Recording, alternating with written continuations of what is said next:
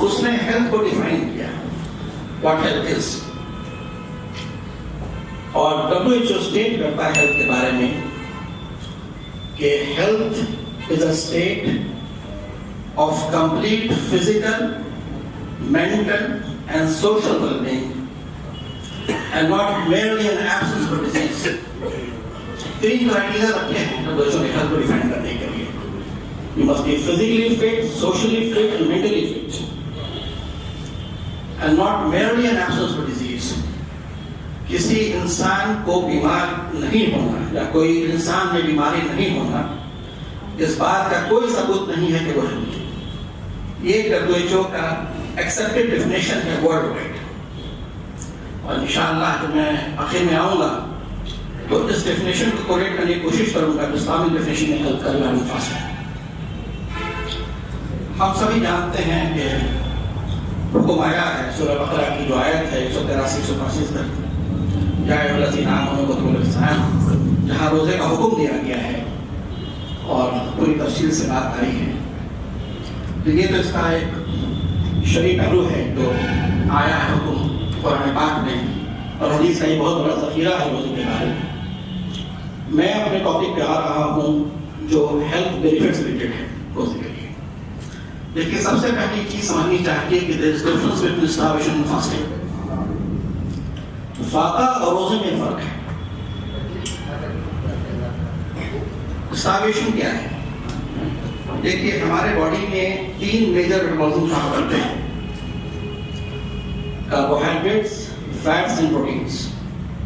ان کا اسٹوریج ہوتا ہے ہمارے باڈی میں. جب کوئی انسان کو جب بندہ starve کرتا ہے, فاقہ میں جاتا ہے, کچھ نہیں کھاتا ہے پیتا ہے, تو اس کے اسٹورز کی ڈپلیشن ہونا اسٹارٹ ہو جاتے ہیں. سب سے پہلے کاربوہائیڈریٹ کا ڈپلیشن ہوتا ہے, اس کے بعد فیٹ کا ہوتا ہے, پروٹین کا ہوتا ہے, and ultimately the patient dies, وہ آدمی مر جاتا ہے. تو اسلامک کانسیپٹ ہے فاسٹنگ کا وہ الگ ہے. اسلامک کانسیپٹ ہے فاسٹنگ کا it is an intermittent fasting. یہ 24 گھنٹے میں کچھ ہی وقت ایسا ہوتا ہے جب آپ کھاتے پیتے نہیں.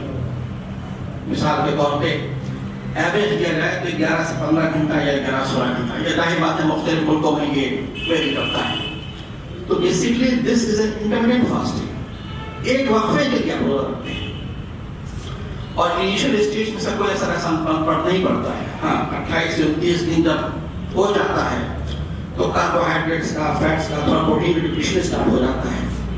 اور ظاہر سی بات ہے کہ پھر 2-3 دن بعد عید آ جاتی ہے, پھر ہم اپنے نارمل پروسیس میں آ جاتے ہیں. تو اور دوسری بات یہ ہے کہ جو افطاری کرتے ہیں, روزہ کھولتے ہیں, اس کا ہمارا جو انٹیک ہوتا ہے ہائی پروٹین انٹیک ہوتا ہے.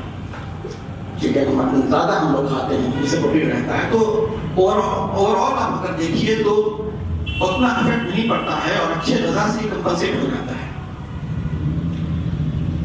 دوسری چیز, اس کے بہت سارے اثرات, اچھے اثرات جسم کے ڈفرینٹ اعضاء پڑتے ہیں. کارڈیو واسکولر سسٹم پہ اس کا اچھا افیکٹ پڑتا ہے, پازیٹیو افیکٹ پڑتا ہے. جی آئی ٹی پہ اس کا افیکٹ اچھا پڑتا ہے, ریسٹ کو بحال ہوتا ہے. مینٹل الرٹنس بڑھتی ہے اس سے. امیونٹی, جو طاقت آپ کے جسم میں کسی بھی انفیکشن کو فائٹ کرنے کے لیے ہوتی ہے وہ بڑھا دیتا ہے. ظاہر بات ہے کہ ان سارا فزیولوجی سمجھانا ابھی پاسبل نہیں ہے میرے لیے. بہرحال یہ سب پازیٹیو افیکٹس ہیں.